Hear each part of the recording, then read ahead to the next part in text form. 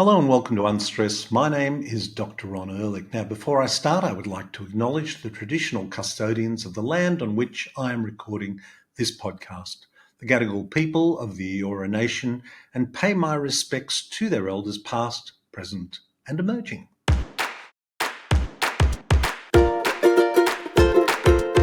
Well, today I have the pleasure of welcoming back Dr. Sarah Myhill. Now, Sarah is a doctor with over 40 years of clinical experience. She's also a naturopath. She's written 7 books, co-authored 3 medical papers on chronic fatigue, myalgic encephalitis, chronic fatigue syndrome actually, and mitochondrial dysfunction. Her latest book has gone through, the 3rd edition of the book, Diagnosis and Treatment for Chronic Fatigue Syndrome, Myalgic Encephalitis, and the addition of Long COVID. Now, Sarah is one of the editors on the Orthomolecular Medicine News Service, which I have the pleasure of being, or the honour actually, of being on myself. And I've brought many of these wonderful practitioners on as guests on the podcast. And recently, Sarah wrote an article for the Orthomolecular Medicine News Service called Vaccine Science and Myth. Now, in medicine, if you even question the science behind vaccines, the chances of you being struck off are very high. This is a sadder reflection on modern medicine than it is on the practitioner questioning it. But that is simply the fact. And in this episode, we discuss some of those issues. Look, I think Sarah's knowledge and passion, her knowledge is encyclopedic, her passion is unquestioned, her commitment to her patients and their health and well-being is second to none. I hope you enjoy this conversation I have with Dr. Sarah Myhill. Welcome to the show, Sarah. Lovely to see you again, Ron. Yes, well, welcome back. We spoke over a year ago, actually before the pandemic, I think, and that pandemic certainly taught us quite a few lessons, and they're very relevant to what we're talking about here today because the subject is vaccine science and myths.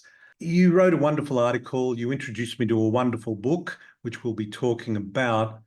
But I just wanted to lay the foundation here because I know that when my own daughters were born, there was about 10 or 12 vaccinations in the first 2 years of life. I know in Australia, I think that's up to about 27 now, but there's even more vaccinations as life goes on. What is the current state of affairs that you know of in the UK and in America? Well, again, in America, it depends which country, but in America, by the time children become teenagers, they can receive up to 70 vaccines, which is a lot. And in this country, it's not dissimilar. So it's something that has to be taken very seriously, and we have to look at the real science to find out, are these vaccines safe and are they effective? Yes, well, the real science is the challenge, really, isn't it? And in your article, you quoted a UK doctor, which was a little bit of a turning point for you, I think over 20 years ago. Can you share that story with us? Absolutely, yes. I mean, I was completely conventionally trained and came out of medical school in 1981 thinking, vaccines are essential, vaccines are helpful, and vaccines save lives.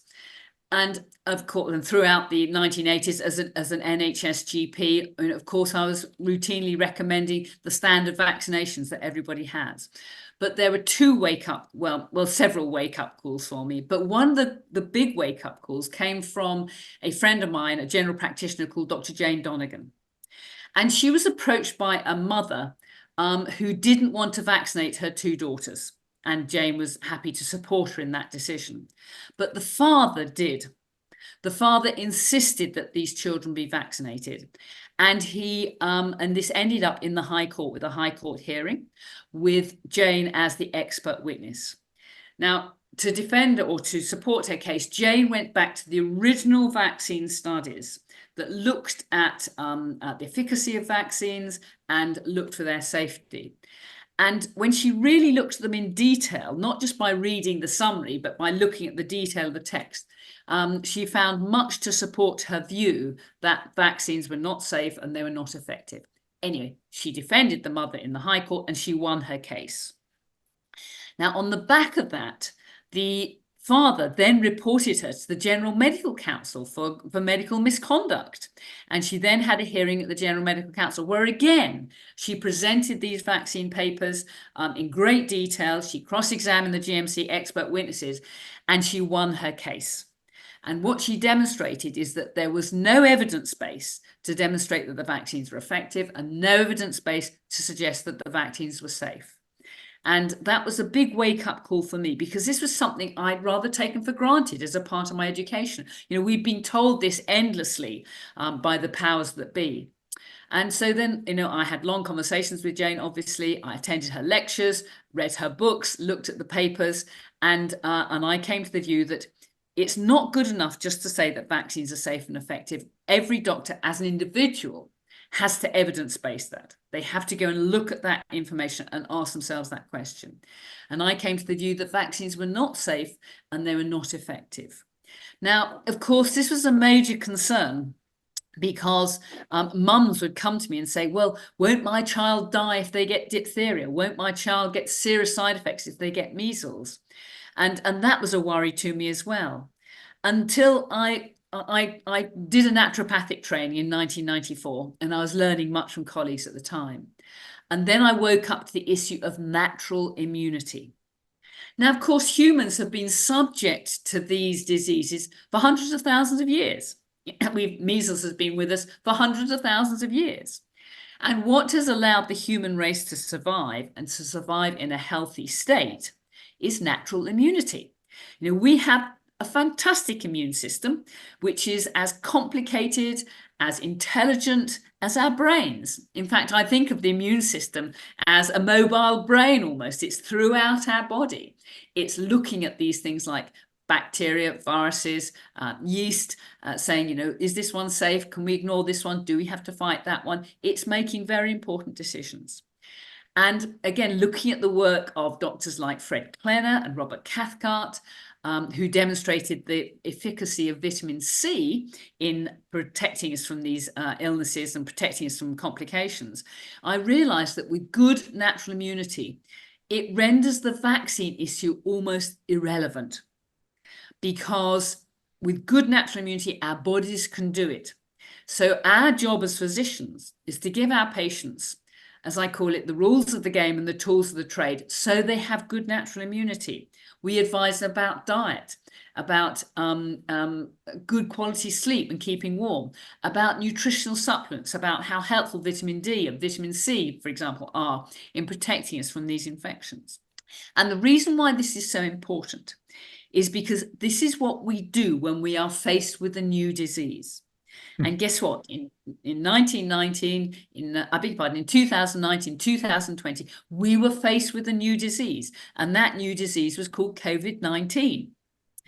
Now, the doctors who knew this stuff, the doctors who were practicing naturopathic medicine, who understood the importance of natural immunity, of vitamin C, of vitamin D, of minerals, of selenium, of zinc, all these essential micronutrients that are present in a good diet.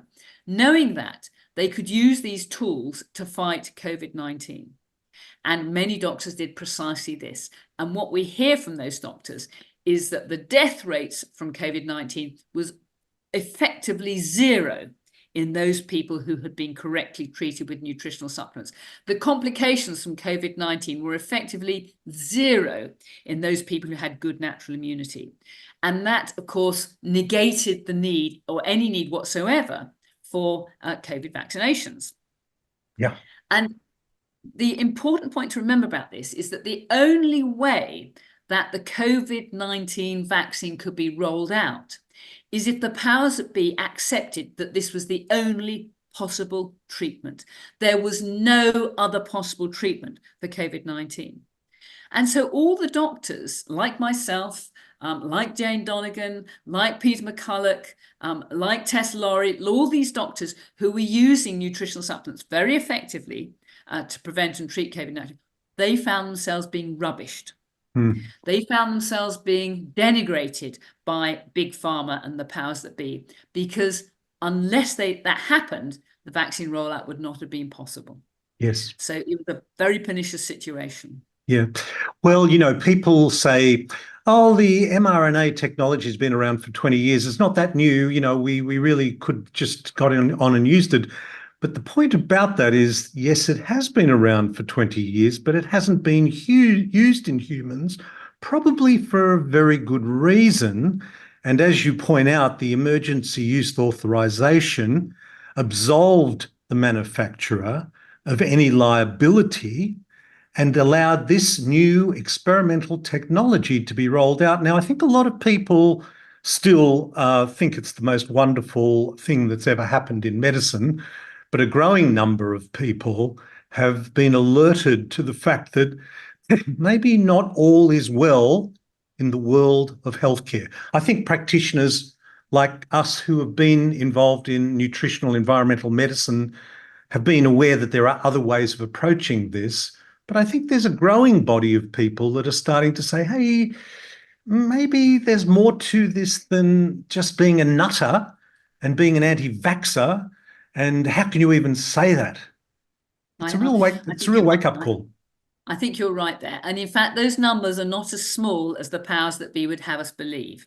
So in this country, the population is about 60, 64, 65 million. And at the very beginning, 19 million people said not having a vaccine. So 19 million people didn't even have a first vaccine. So there is a large body. That's almost a third of the population said, no way, Jose. Yes. And then some people had more, but the more vaccines people had, of course, the more side effects we saw. And now I don't think there is a single person in this country who doesn't know somebody personally that hasn't been damaged by that vaccine. And Peter McCulloch recently published a study looking at the excess deaths across the world that have occurred since the COVID vaccine, since the COVID pandemic. Now, normally after a pandemic, you'd expect more people to die. And therefore, in subsequent years, less people died because those that were going to are dead already. But that's not been the case. We have seen 3 million excess deaths throughout the world since the COVID pandemic, really ceased killing people in any numbers. And it's biologically plausible that those excess deaths could well be driven by vaccines. Now, the study he published looked at people, looked at deaths, and they looked at their vaccination history. And nearly 73.9% of people who died could be attributed to a vaccine. The average length of time between the vaccine and dying was 2 weeks. And most people died within a week of receiving a vaccine. So this is a horrifying, terrifying statistic. The paper has been looked at, it's been peer-reviewed, it's been published in The Lancet, so it is there for everybody to see. And anybody who has any concerns about vaccines, I do recommend you go and look at that paper and read the data for yourself. Don't believe what's told to you by a third party. Go and look at the original data. That's the only way to be really certain as what is going on. Yes, it's just it's quite staggering. I know in Australia, the number of deaths every year, we have a population of 27 million.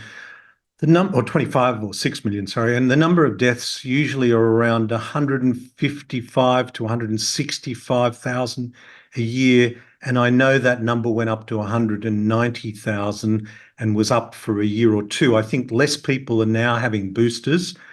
Although I must say, I mean, I have certain friends who, without any hint of irony, before they travel overseas, had a booster, came back and got COVID. So it didn't protect them, and they're already lining up for another booster. And their doctor has said to them, "Isn't it lucky you had a booster? Because if you didn't have a booster, you'd die."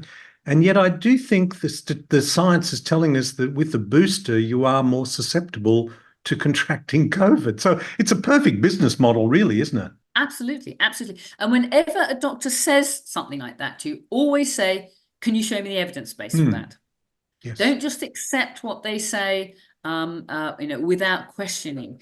And, one of the things that, and my patients quite rightly always ask me, what's the evidence base for saying this, that, or the other? And you must always be in a position to be able to provide that. And these doctors simply aren't. They're simply following the government narrative. But there's another problem here, which is that doctors in this country are regulated by the General Medical Council. And the General Medical Council have just accepted the official narrative unthinkingly. And any doctor who speaks outside that gets reported to the General Medical Council. As we speak now, I have another investigation for the General Medical Council for my advocacy of ivermectin, Yes. for my advocacy of vitamin D, for my advocacy of vitamin C, for iodine as an antiseptic. These are all, simple, safe tools of proven efficacy. Now, it doesn't matter if I get investigated by the General Medical Council because I'm old. I'm at the end of my career. If I get struck off, it doesn't matter. I can still earn a living as a naturopathic physician. But for a young doctor, this is the end of their medical career. If they get investigated by the General Medical Council, they become unemployable within the NHS. So they lose their security, their finance, their job, their families, everything. And even the GMC itself, there's a big article in the press recently, has admitted that these are what they describe as weaponized referrals to the GMC. It's a way of controlling doctors.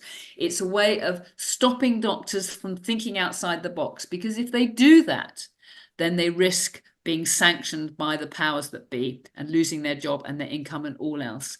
So many of the doctors are just buttoning their mouth, keeping quiet, not speaking out against the narrative, and just looking after their own and looking after their jobs. Yeah, I know there was in Australia a very highly regarded professor actually who is in a private practice in Sydney, who in February or March of the beginning of the pandemic, I think that was 2020. Yes, so it came out in November, December 2019.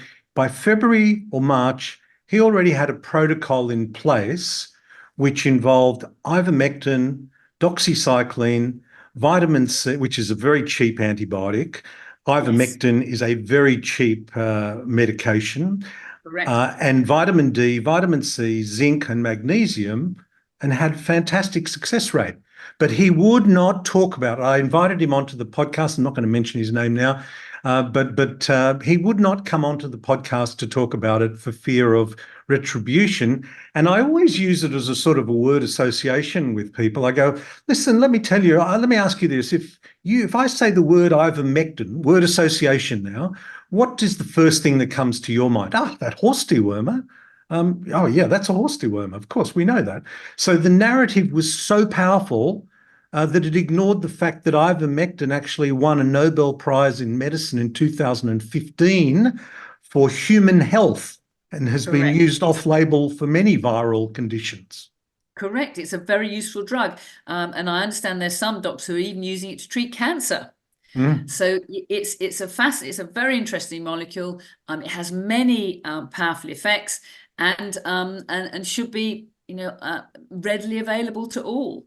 There is one problem with it though, Sarah, and that is that two problems really. One, it is cheap. I think a 5-day course is about $10. And two, it's effective.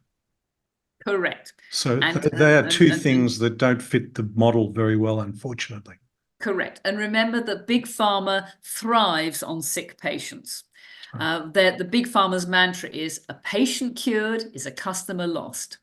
So if you want to make lots of money, you need lots of sick patients, and therefore you can peddle your drugs. Now, listen, you wrote this article, and it, as I said, alerted me to this wonderful book called Turtles All the Way Down. Now, it's a very interesting title. I'll let you share with our listener why they call it that.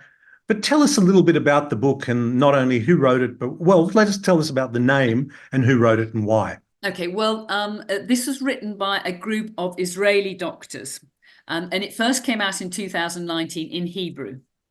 And they wrote this book anonymously. They didn't dare put their name to it because they feared sanction. And in fact, it was pulled together by Mary Holland of the Children's Health Defence League. And they went through the science of vaccines and pulled out the relevant studies. Now, the reason they called the book Turtles All the Way Down is based on a story, and I don't think I can do better than read it out to you. So Absolutely. let me just Go read on, it go out on. for It's a you, great story. because it's a great story. And this comes from the 19th century, so it's a couple of hundred years old. And it was a lecture that was made by a famous scientist on cosmology and structure of the solar system, where he explained how the sun was in the middle of our solar system and the planets orbited around the sun. Your beautiful theory about the Earth being round and rotating around the sun is very interesting, young man. Unfortunately, it is also very wrong. I have a better theory, the woman told him. And what would that theory be? The scientist responded. Well, what you call planet Earth is not round at all. Actually, it is a kind of large flat disk that rests on the shoulders of 4 giant elephants. Oh, and what do those 4 giant elephants stand on? The scientist inquired. They stand on the back of a giant turtle, the elderly woman answered. And what does that turtle stand on? The scientist asked with an inquisitive grin. On another bigger turtle.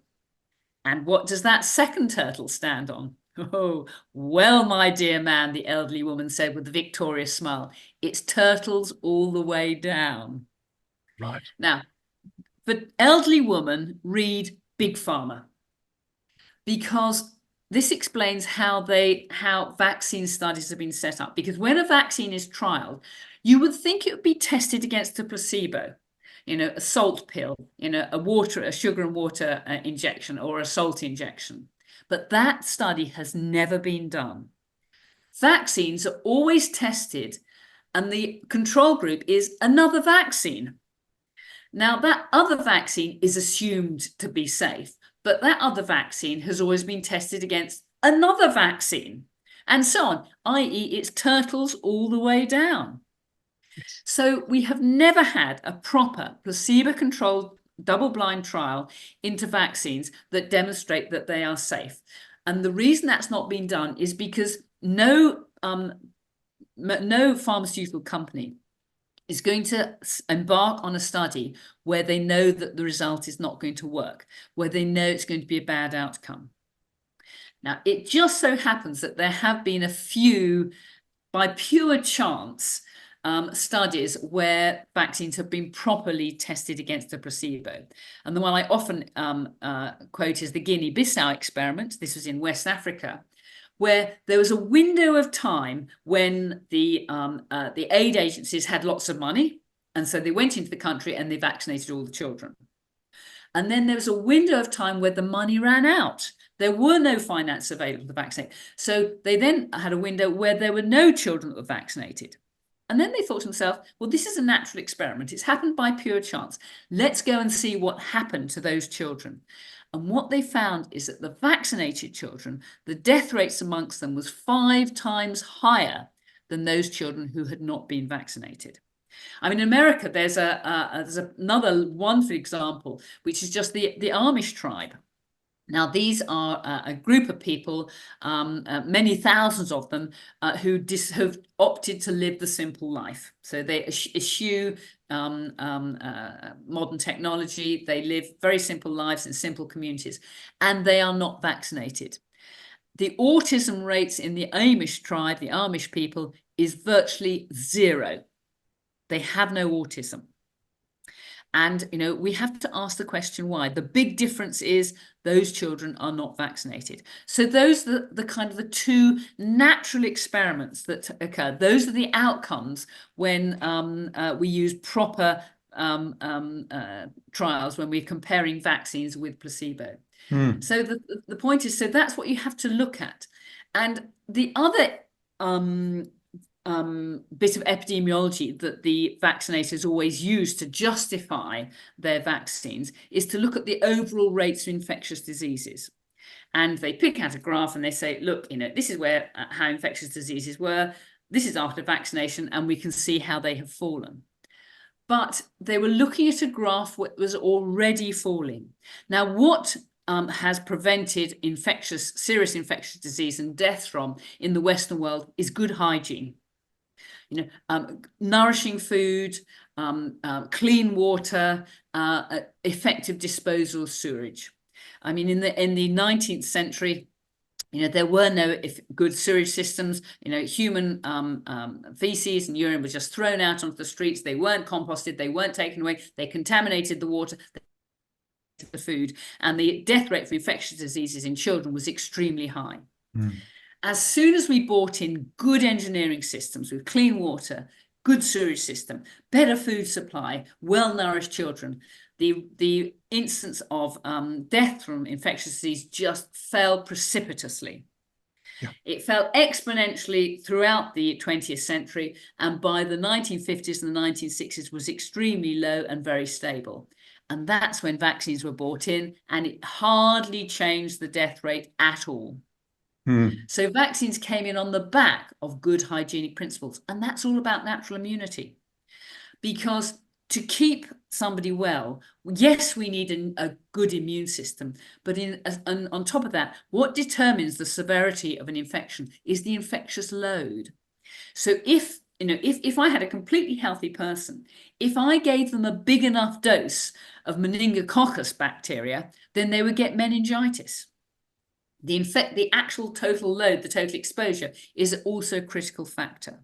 But just to say, by having clean food, clean water, getting rid of sewage efficiently, we massively reduce the infectious load on those children, and therefore their immune systems were able to cope when they did pick up measles or German measles or chickenpox or whatever. And there's another very important fact here that, again, everybody overlooks, which is the importance of children getting acute febrile disease.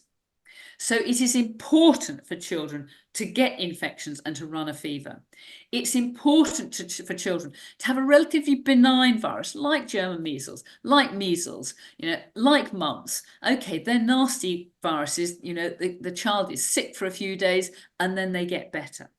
But that business of getting sick, of running a fever, is essential programming for the immune system. And there's some wonderful studies showing that children who get acute febrile diseases and run a fever at some stage in their childhood are protected later on in life from dementia, from heart disease, and from cancer.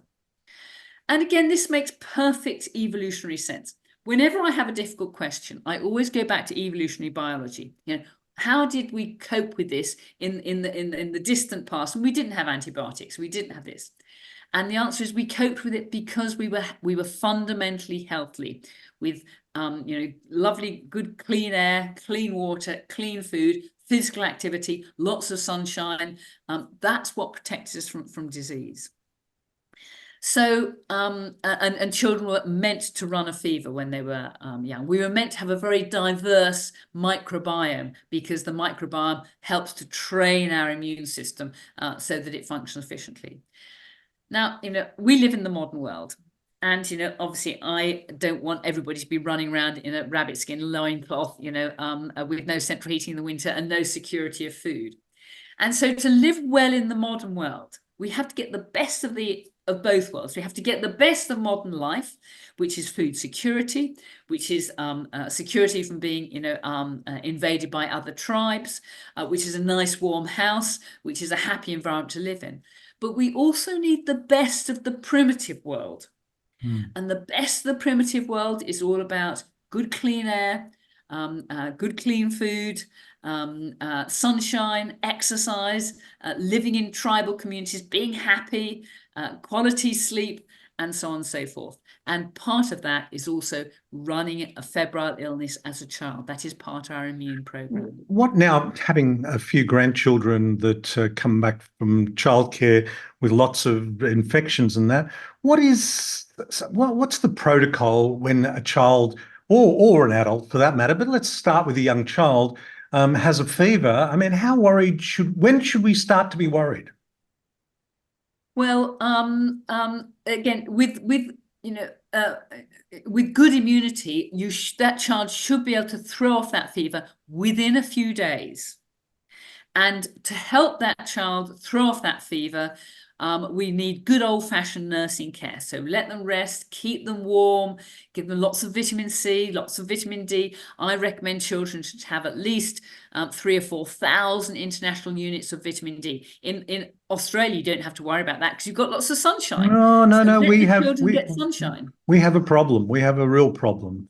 It's a whole slip, slop, slap campaign, and I will see lot. Thankfully, my own grandchildren aren't doing that, but I will go down to the beach and see them completely covered from head to toe and zinc cream all over their face, so that God forbid they should be exposed to any sunshine. Yet apparently these little devices they're allowed to carry around with them and put in their laps to their heads, sit in front of, no problem at all. So no, we do have a problem. We do have a problem. Yeah, well, sunshine obviously is the best and a source of sunshine. And I mean, when I was a child, the worth of your holiday was judged by how suntanned you were when you got back to school. And children, we used to say we want the children to be as brown as berries. That was the saying, because that means they've had lots of sunshine, they've got lots of vitamin D, and they're fundamentally healthy. There's another very, very useful tool for reducing the infectious load. As I say, there are two factors that determine the severity of infection. One is natural immunity, and that's all about healthy diets, vitamin D from sunshine, vitamin C, maybe extra vitamin C. And the second is to reduce the total infectious load. Now, the most useful tool I have for that is iodine. Now, iodine is a standard naturopathic tool. It's a completely natural substance, of course, it's an element, but iodine contact kills all microbes. And it is extremely safe for humans. In the 18th century, gram doses were being given to treat a whole range of conditions. And this is an intervention that I very much like for any child who has an acute infection. So this is a salt pipe, which is just a plastic tube with a hole at the bottom, and it's full of sea salt. It was developed by a Polish doctor to treat respiratory conditions. And then I supercharge it with Lugol's iodine. Lugol's iodine is extremely cheap. And what you do is you put a couple of drops like that in the mouthpiece. Oops, Daisy, looks like my bottle has just run out. That's lucky for you. But then you sniff that. Put it to the child's nostril. If their child is too young to sniff it, then smear some iodine on their nostril. Now, iodine is volatile. You can smell it. It smells a little bit like a swimming pool smell. And it contact kills all microbes. And that massively reduces the loading dose. So any microbes, any yeast, any bacteria, any viruses that may be in the airways, in the sinuses, in the nose, in the larynx, the throat, will then get a dose of iodine, and that reduces the infectious load. It doesn't reduce it to zero, so the immune system still gets a healthy programming from that virus and learns to deal with it, but the viral load is massively reduced. Now, to illustrate that point, I now have 5 patients with bronchiectasis. Now, as you know, bronchiectasis is a chronic lung infection, and people spend their lives going from one infection, they have some antibiotics, they get a bit better, they're okay for a little while, then they get another infection, it flares up again, and they end up with a multi-resistant Staphylococcal aureus, and that's obviously very serious when that happens. But by dint of putting in place all these interventions to help natural immunity, vitamin C, vitamin D, healthy low carbohydrate diet and so on, and sniffing iodine regularly, their need for antibiotics has dropped to 0. Why? Because the iodine is massively reducing the infectious load in their lungs. It's keeping those microbes at bay. One of these patients includes an NHS general practitioner who's been marvellously well since doing this. She attends the Brompton Hospital very regularly because she feels she ought to. And at one stage, they saw some calcification in their upper lung, which might suggest tuberculosis. But they said to her, because you are so well clinically, because you are living life at a high level and not having any lung symptoms, we're going to let you get on with it. You carry on with what you're doing because it's obviously effective. It's obviously working. So it's such a simple treatment. It's so cheap. It's available to everybody. And again, another friend of mine is a GP up in the north, and his children full know the benefit of the salt pipe with iodine. And when they come in from school with a sniffle or a cold, that they just help themselves to it. They don't have to be persuaded to do it. They know that by dint of sniffing iodine, they will stop that cold in its tracks. They will stop it going on onto their chest and developing a chest infection, and they will be well. And this is one of the most effective tools that I used to treat anybody who had acute COVID. In fact, I'll just tell you a funny story Yeah, now. go. I was doing a consultation with one of my patients and was telling her about that. And she said, "Oh, that's so interesting." She said, "Because my great great uncle was a doctor in South Africa at the time of the influenza epidemic, the 1919 to 1920 influenza epidemic, which was estimated to have killed between 50 and 100 million people worldwide. That was a proper pandemic." And what he did, she said he painted their tonsils with iodine. Now, I'm not quite sure what that entailed, but he was obviously using iodine either as a gargle or as a therapeutic intervention in the throat. And she said his death rates from that Spanish flu epidemic was zero. None of his patients died. And the reason for that is because they were getting the virus by inhalation.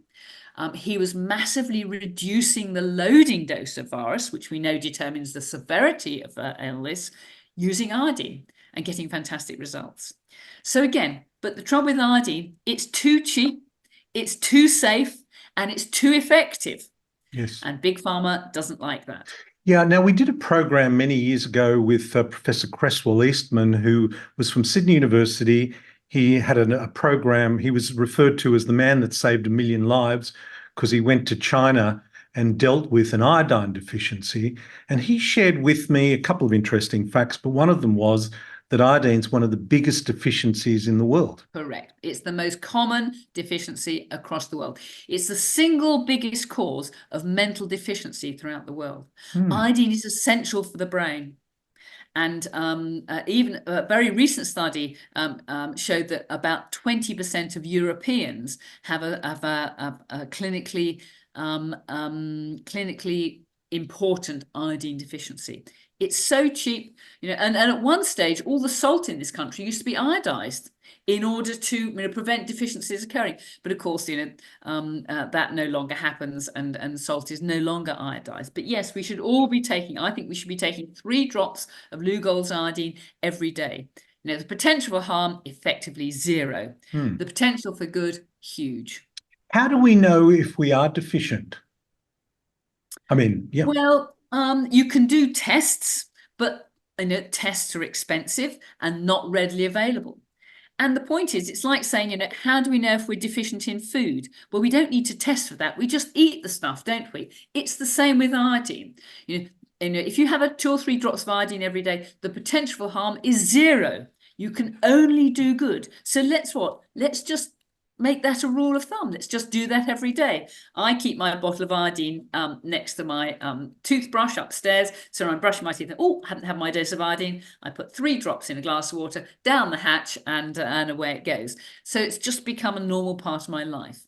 And that's the important thing about treating patients, is we have to put in place for them interventions that are affordable and very doable, i.e. they could be easily included into their lives. And iodine is one such.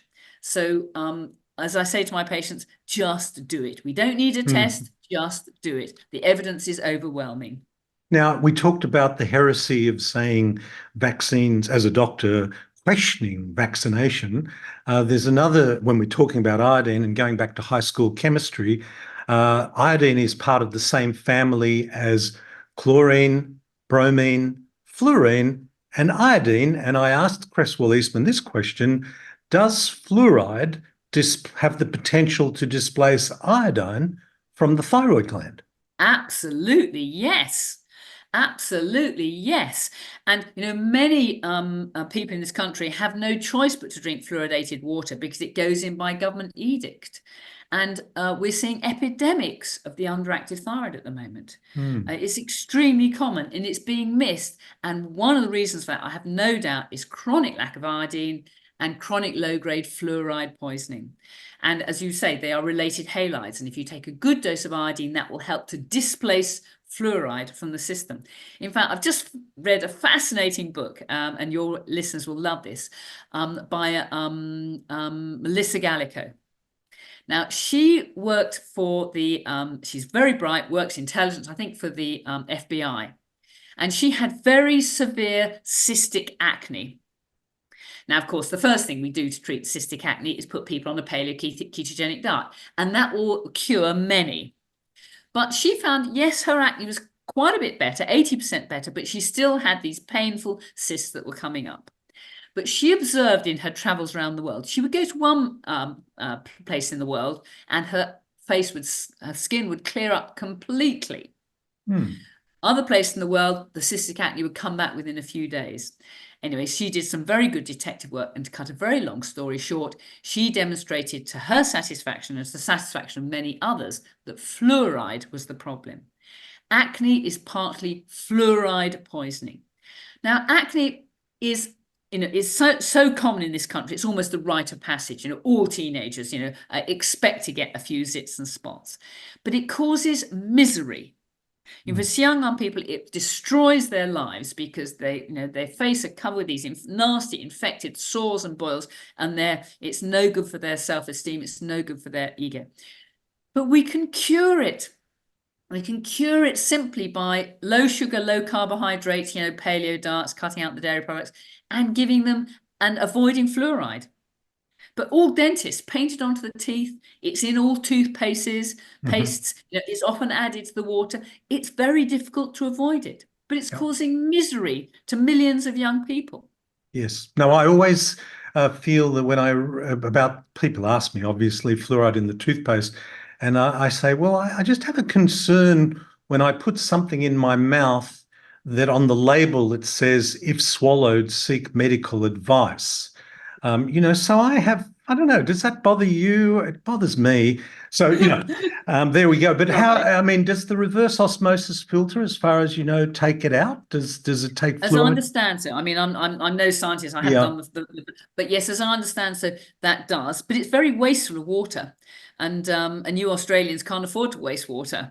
So yes, that does. Or you just have to buy bottled water and drink bottled water. You mentioned the keto paleo diet, and we've done lots of programs on low carb and type 2 diabetes. In fact, you'll be pleased to know, Sarah, that in Australia, a group that I very proudly have been supporting of, Defeat Diabetes, Dr. Peter Bruckner, he has just signed collaborating an agreement with Diabetes Australia to introduce a low-carb diet. I believe this is one of the most positive public health measures in 40 or 50 years. I absolutely agree with you. And in this country, a similar body has been set up called the Public Health Collaboration, that's spearheaded by a GP in Liverpool called Dr. David Unwin. Ah, yes. And you probably know of David. I do. Yeah. And but he has now reversed, I spoke to him fairly recently, 135 cases of type 2 diabetes, and not only reversed the diabetes, but these people who were then overweight, they're now slim, and these people are also fatigued and foggy brained. They are now fit, they have their energy back, and more importantly, they have their brains back. And as of course, dementia is now being called type 3 diabetes. It's a sugar problem of the brain. Yes. So yes, absolutely. I can guarantee to reverse type 2 diabetes with diet and nutritional supplements. And that is a very seductive message. But, you're talking about it also in the sense, and this is what's so important about nutritional and environmental medicine, it cuts across every disease. It cuts across every disease. But you're talking about it in the sense of improving immune function to deal with these infectious diseases. Correct. And, the point about naturopathic medicine or ecological medicine or functional medicine, it doesn't matter what you call it, is that we are asking the question, why? What are the underlying reasons why we have migraine, why we have arthritis, why we get cancer, and so on? And I've come to the conclusion that pretty much the starting point to prevent and treat all disease is exactly the same. Hmm. There's nothing clever about it. It's all about doing evolutionary correct diets, paleo-ketogenic, taking a basic package of nutritional supplements to restore normality, because all modern diets are deficient, and we're deficient in sunshine, to restore normal sleep. Most people are sleep deprived because, you know, we're kept awake by light, by televisions, by radios, by noise, or whatever. And when you put all these things in place and include that with, you know, a good social life with lots of giggles and lots of laughs, and then you can be a well and a healthy person and a functioning and important member of society. But, you know, as soon as you undermine that with poor quality diets, processed foods, high carbohydrate, high sugars, addictions, then health starts to deteriorate very rapidly. And one of the ways that I think I help people to explain the carbohydrate problem is by pointing out that sugars are horribly addictive. Now, we all know that addictions are bad for us. Alcohol, smoking, nicotine, caffeine. Yes, you know, and as I say to all my patients, addictions, they're good servants, but bad masters. So I shall have a birthday this weekend and we shall have a party. And guess what? I shall have a few glasses of alcohol. I shall behave very badly. I shall tell some very silly jokes, but they will be much funnier if I've had a couple of glasses of wine. But then I will get back on the wagon afterwards. So it's going to serve me well this weekend to make it funny and entertaining for everybody, but not on a regular basis. You know, both my parents died from alcohol-related diseases, and you know, I don't want to go down that path. So I don't drink regularly, but for the occasional jolly, yes. So in my case, that alcohol is a good servant, but a bad master. And it's the same with sugar. Sugar is highly addictive. In the short term, it's rocket fuel.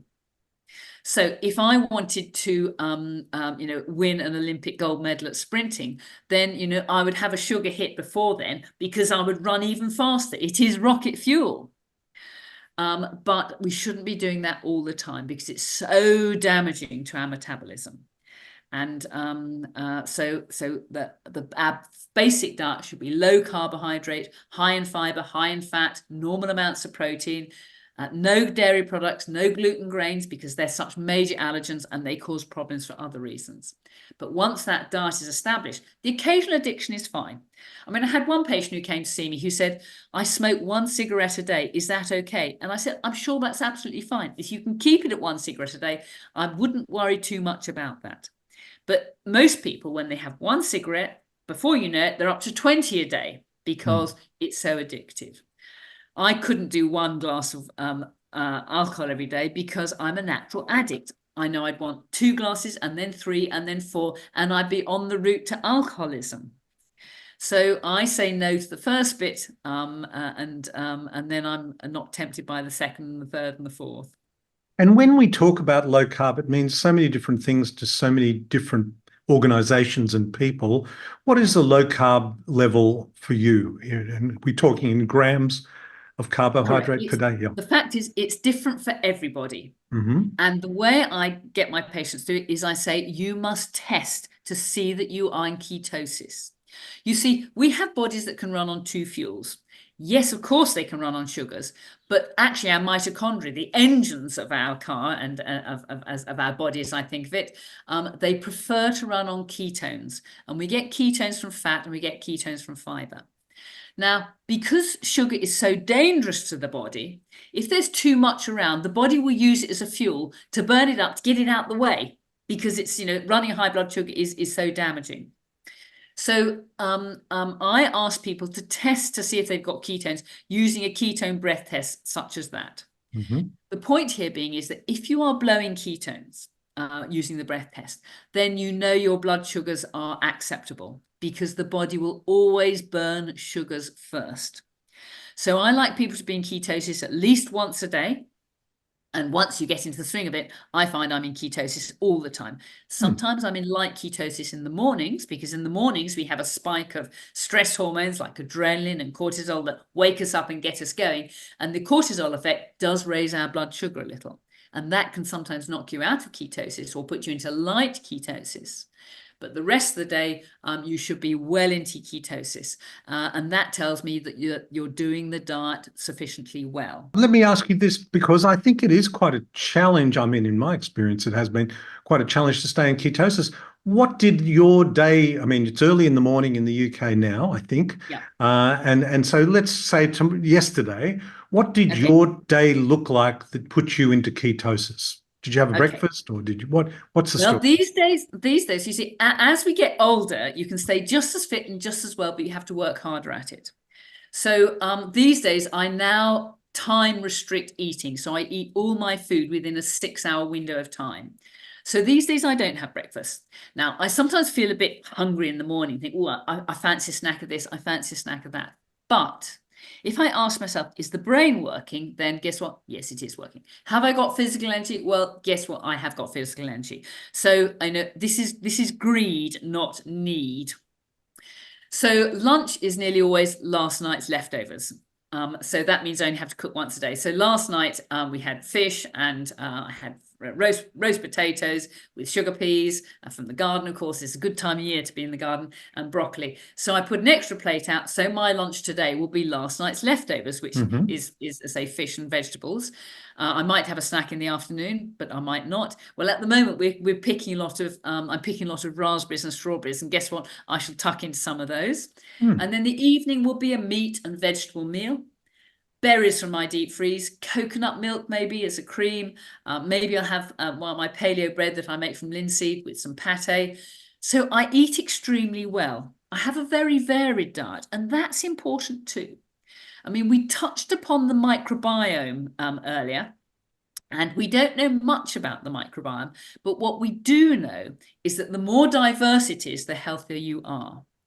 And we should aim to eat at least 30 different foods a week. Hmm. Now, one of the ways I help achieve that is I have a very good recipe for what I call fiber cake. And it's terribly easy to make. I'm not a cook. So my cooking has to be for those people who don't have the time, the energy, or the inclination. Now I'm lucky I have energy, and time, but I'm not naturally a good cook. So all I do is I put into a bowl lots of different seeds and nuts. So sesame seeds, chia, quinoa, linseeds, coconut, desiccated coconut, nuts, whatever.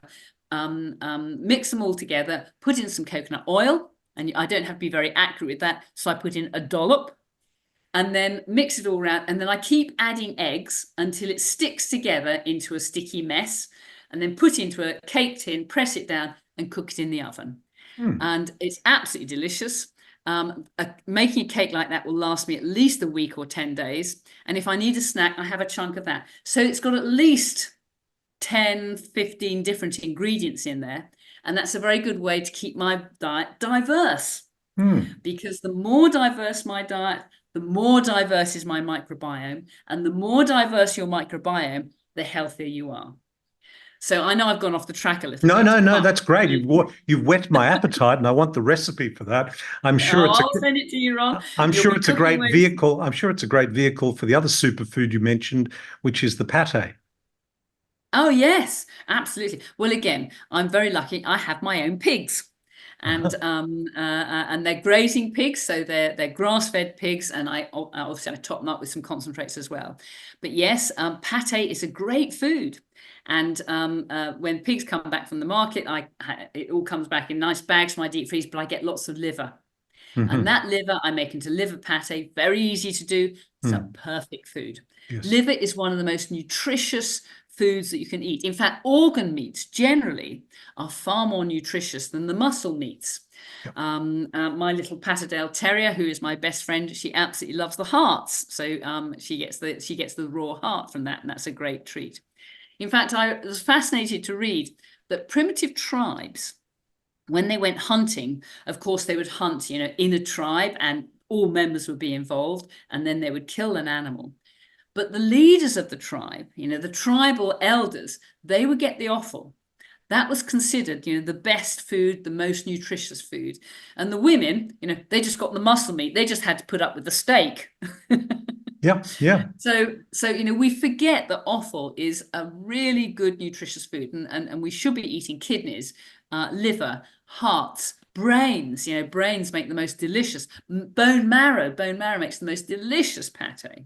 Mm. So and Yeah. again, I don't have bone broth on in the summer because it's too hot. But in the winter, when I have a wood burning stove that powers my house, there's always a pot on there with bones boiling. And bone broth is the most wonderful, nutritious stuff. And we should all, in the winter, have a pot on, constantly boiling. It's the basis for good soups, for good stews, and just as a drink. It's a delicious drink instead of drinking herbal tea. Mm. I think there's two aspects to that bit of advice that I would add, and that is one way of really honouring the animal's life Yes. by consuming the entire animal. And that is sacred Great. and it is to be honoured, number one. And number two, I think it's really important that all animals are not the same. Those that grow in a feedlot in unethical ways, that what's not good for the animal is not good for us, it's not good for the planet. But if an animal lives well and has only one bad day in their life, and we honour that animal by eating everything, I think that's a pretty good model. It's Yeah, served us well for millennia. I entirely concur with that. And Mm. my pigs, they have a very good life. They have 7 acres of land they can rummage around. It's very rare I kill one before it's at least a year old. So they have a good life. They live in a social community. You hear them squeaking and chatting away to each other. They're very jolly. They're very friendly. You can sit down and they come up and make a fuss of you. And they're lovely animals. And when they go to the abattoir, they don't know that they're going to the abattoir. And it's done very humanely by a local abattoir that I know and respect, and I see how they are slaughtered, and they have a good life and they have a good death, and none of us could wish for more than that. Mm.